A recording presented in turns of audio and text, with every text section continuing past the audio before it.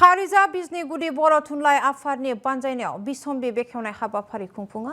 गागि समाज सिबियारि आरो सोलोंथाइ अनसायगिरि रुंसारि बैसागुराम बर' बिसम्बि बेखेवनाय जायो। थांनाय 18 एप्रिलाव 127 नं डाकुवा गुदि फरायसालियाव खुंफुंजालाङो बिसम्बि बेखेवनाय हाबाफारिया।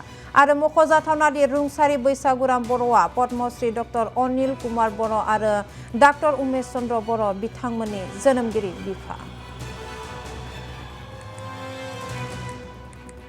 खारिजा बिजनि गुदि बर' थुनलाइ आफादनि बानजायनायाव बिसम्बि बेखेवनाय हाबाफारि खुंफुंदों। गागि समाज सिबियारि आरो सोलोंथाइ अनसायगिरि रुंसारि बैसागुराम बर' बिसम्बि बेखेवनाय जायो। 127 नं डाकुवा गुदि फरायसालियाव बेखेवो बिसम्बिखौ।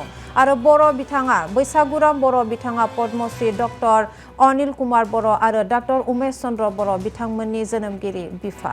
आरो बिथाङा सासे गोख्रों समाज सिबियारि सुबुंमोन।